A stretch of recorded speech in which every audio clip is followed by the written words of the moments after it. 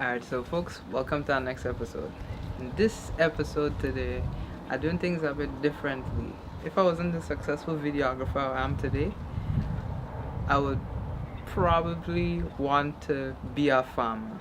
They have something really incredibly powerful about farming, and the knowledge of fruits and vegetables and produce and animal husbandry is something that will always be needed.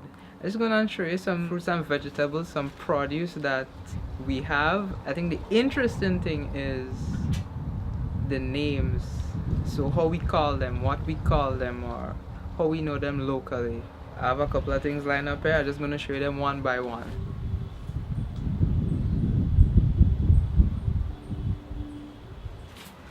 This is what we call a five finger. So we call it five finger, or people also call it carambola. But growing up, we call it five finger.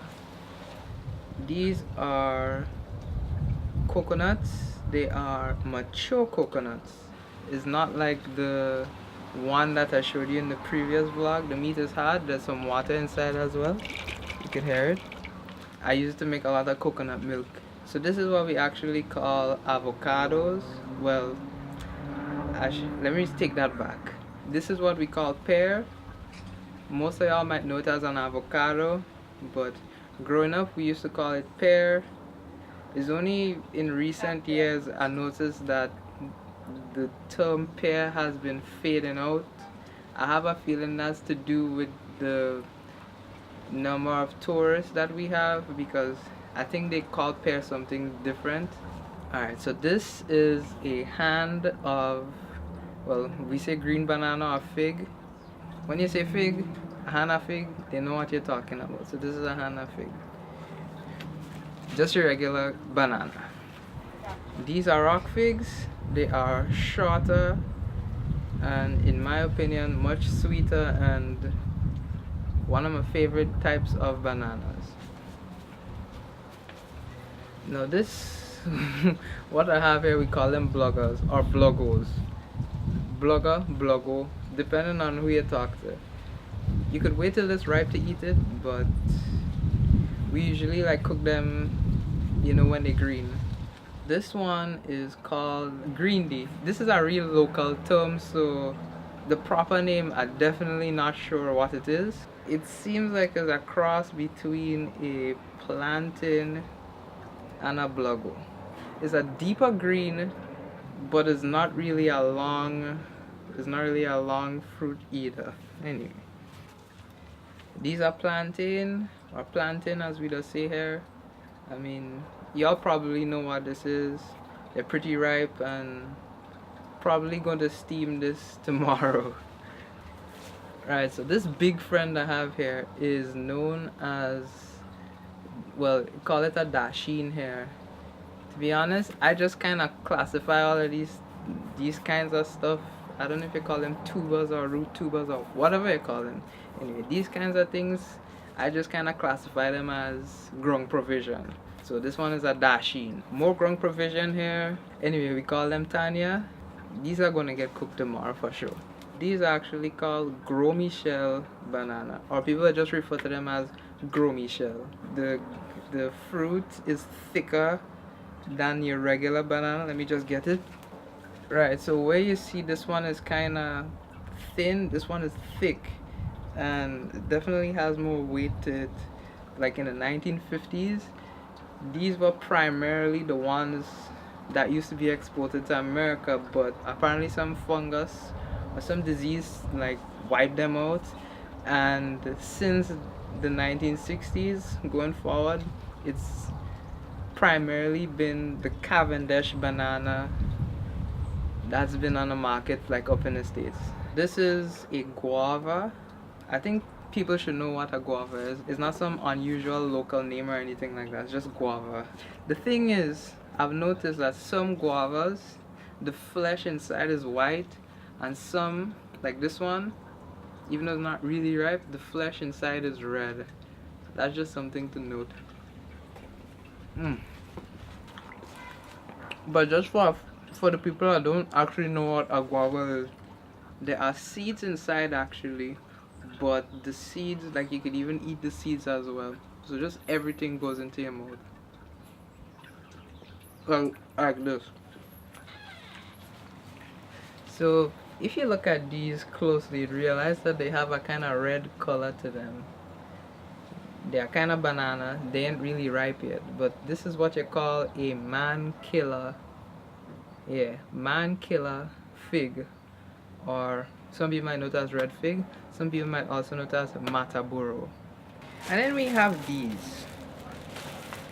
An interesting fruit that we call here skin up.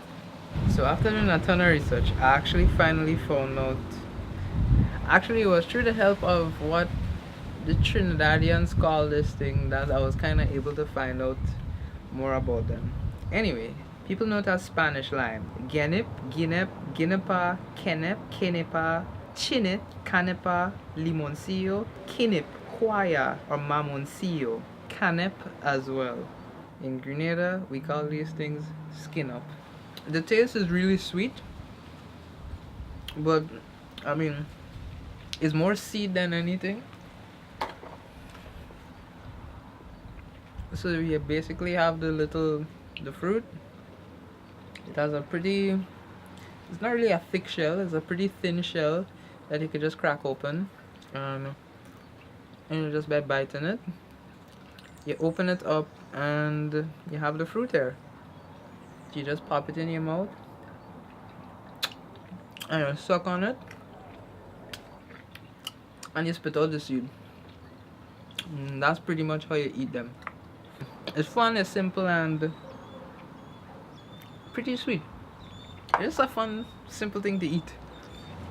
So right, as I was saying for bloggers, like growing up, we usually don't wait till they get ripe and eat it like how we would a banana. Rather, we would actually, while it's still green, we would just cook them. So put it in boiling water. We would have that. We would have green bananas, plantain. That's what we do there. You see how I have these bananas here? So we would call this a hand of bananas, right? And if you want one, so one, we would call one a grain. So this one is a grain, and this whole bunch we would call a hand. Let's imagine you're in a market. You want a hand of blogger, or you want a hand of fig, you want a hand of plantain. That's the terminology you would be using. So grain, one grain of green banana, or one grain of fig, a hand. Right? So these are what we call papas. So papa, but people should know them as papaya trees. This one is an unusually short tree though. And the other one was we say half green coconut, but it's just a coconut that's not full, or is not fully mature.